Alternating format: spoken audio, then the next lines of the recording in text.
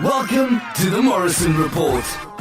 Hosted by Deval Morrison, sales representative for Bosley Real Estate Limited Brokerage. Ms. Morrison has co-authored the best-selling book, Success Today, with Brian Tracy, and has been interviewed on NBC, ABC, and CBS affiliates by Bob Guinea from The Bachelor. Deval, a real estate investor, has spoken to many attendees at her real estate seminars and is currently ranked in the top 5% of agents in her brokerage. Join me in welcoming your host, Deval Morrison. On today's episode, we have Ben Myers, Senior Vice President of Market Research Analytics at Fortress Real Development. Welcome, Ben. Thanks for having me. Awesome, thanks.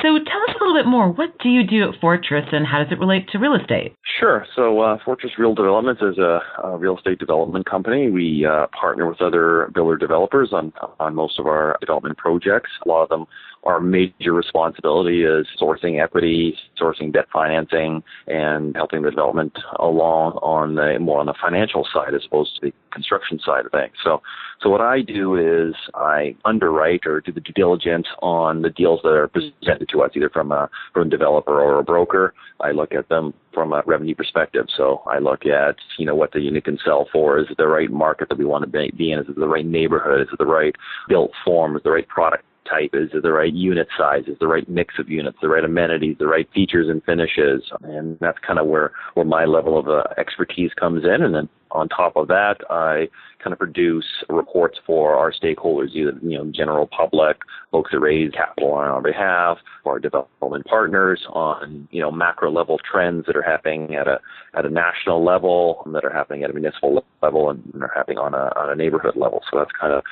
my main focus at Fortress. Perfect. That's great. That's very broad. One of the things that you touched on was in terms of, you're researching trends. So in terms of trends and sizes of condos, what are your thoughts about people saying that people are going to be starting to raise their families in condos?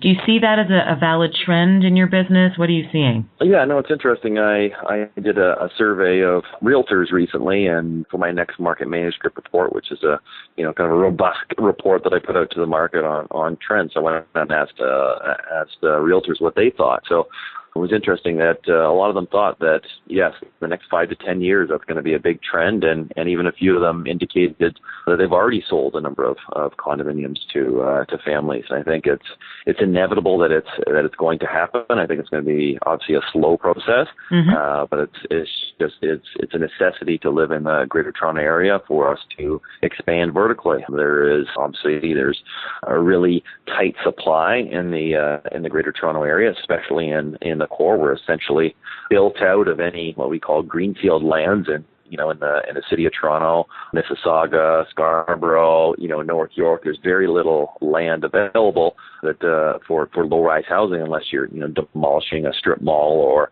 something that's already existing. There's very little land to just do massive single-family detached communities. People want that. They're being forced to drive farther out or pay very, very high fees. So if people want to stay in the city, they're looking at alternatives to spend more time with their family and spend less time in their car. So they're looking at buying condominiums to kind of service their needs. So it'll be interesting to see how that trend starts to evolve. Yeah, absolutely, definitely. And what would you say about the condo supply in Toronto right now? Do you think it's adequate? Do you think it's inadequate?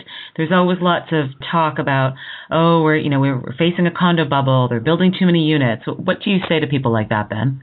Yeah, no, it's interesting. For the longest time, we were delivering in and around 10 to 15,000 new condominiums a year in Toronto, and that had, it served the market fairly well.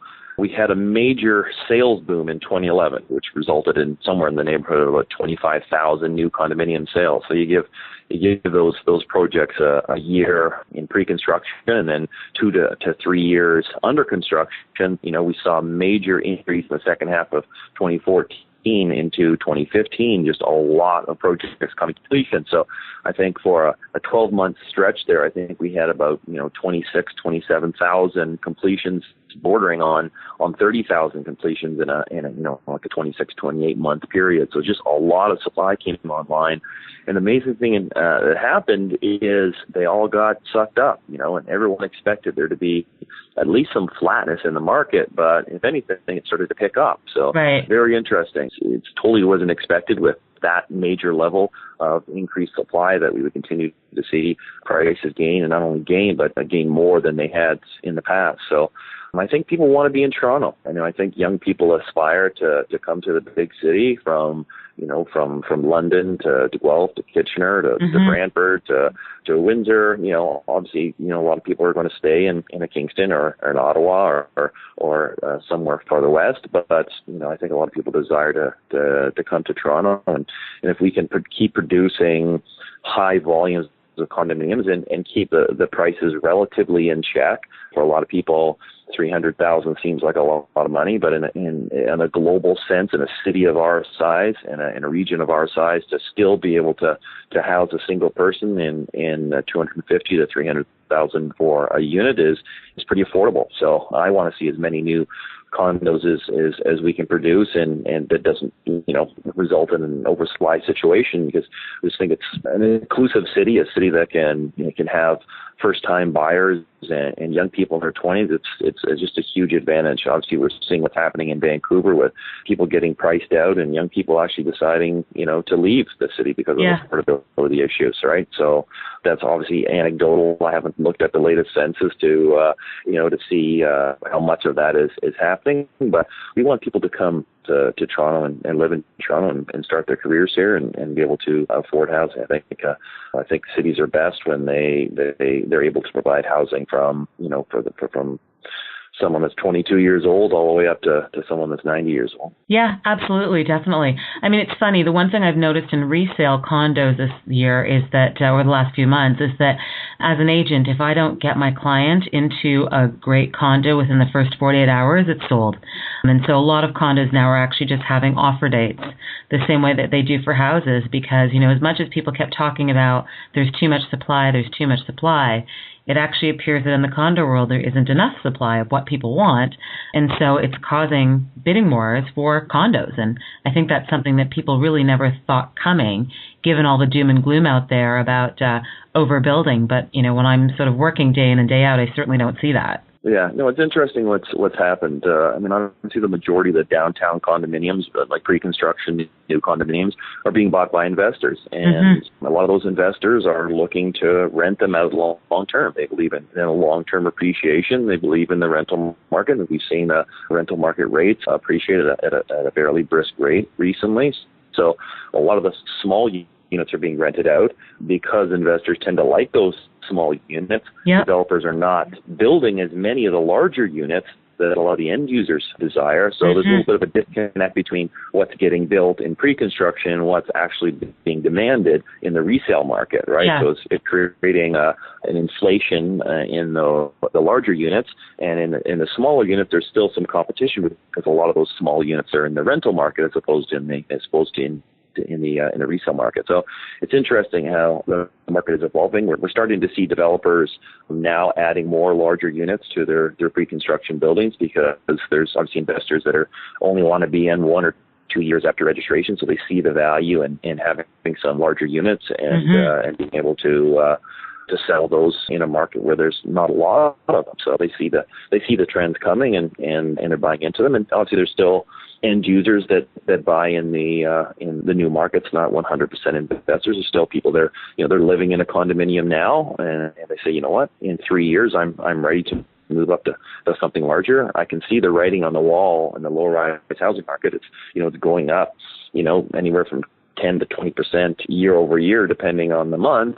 So, in 3 years from now, when I'm actually ready to make that move, it may be just so out of reach that, I'm not comfortable with it. So why don't I buy in a pre-construction condominium and I can either move in it, or, if my employment situation has changed, maybe I rent it out, and, maybe rent the rooms out. So there's a lot of different options for people out there, especially with such a strong rental market. So people are looking at it in several different angles when they're going into a office to buy a new condo. Yeah, definitely. I mean, one of the things you touched on is the investors, and maybe we could talk a little bit about the foreign market, because it's certainly in the news quite a bit. And I always wonder, why can't they measure what the foreign ownership levels are in Canada?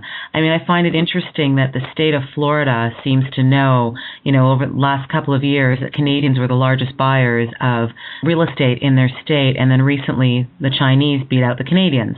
And I always think to myself, how is it that the state of Florida is so buttoned down that they know their percentages, but our country cannot figure that out? So what's the answer to that? Why can't we get why can't we get our act together? Yeah, well, I think we're the government have made a kind of a mandate to start tracking that information to get it more buttoned up. But I mean, I think the issue that I've said several times in the past is it's foreign capital, not forein buyers that is buying real estate. And the important thing is they have people that live here. They're not just throwing a dart at a board and saying, okay, should I buy Toronto? Should I buy Vancouver? Should I buy Miami, New York, San Francisco?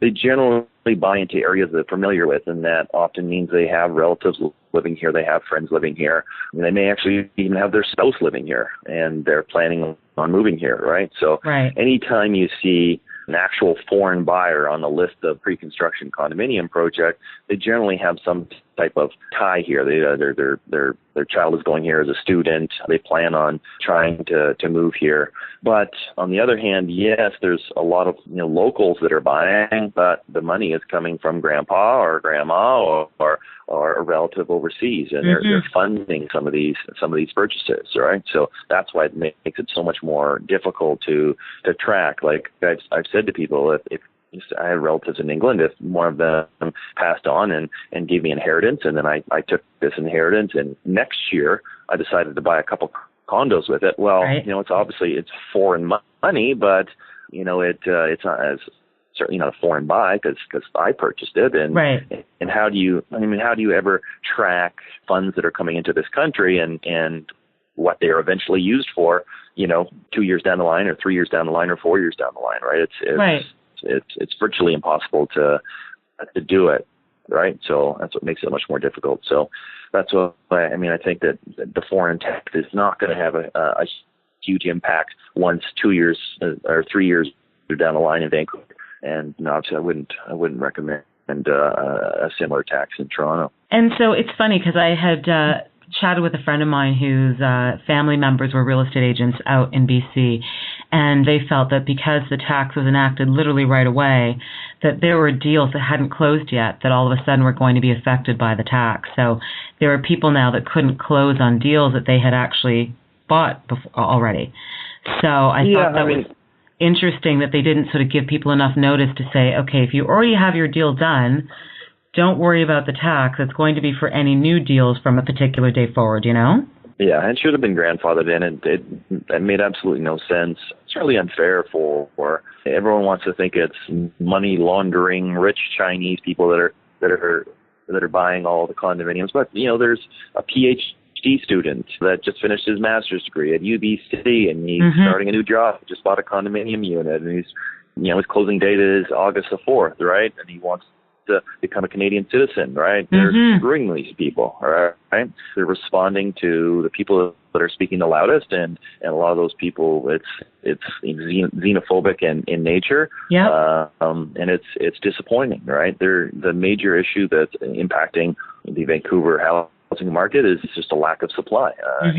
They are building vertically, obviously, but there's still huge demand, and same thing happening in Toronto. People like low-rise housing, right? So they bid those prices up very, very high, and then there's restrictions in Vancouver in terms of heights on buildings, in terms of infringing on residential neighborhoods. There's just all kinds of restrictions on building, so the market can't effectively respond to the demand, right? And then obviously, in any of the coastal cities, well, you have the issue of a geographic constraint on where you can build, right? People just don't seem to understand that the reason that prices in Calgary and Edmonton Boston don't go up as much as Vancouver and Toronto was they can expand in 360 degrees, essentially around the city. They're newer cities where the core is not where all the employment is, where some of the older cities, the employment was stuck right near the water, right? So that's why you see areas like Boston and New York and San Francisco, their prices going through the roof because they have a constraint on people getting to where the major jobs are, right? I mean, Toronto,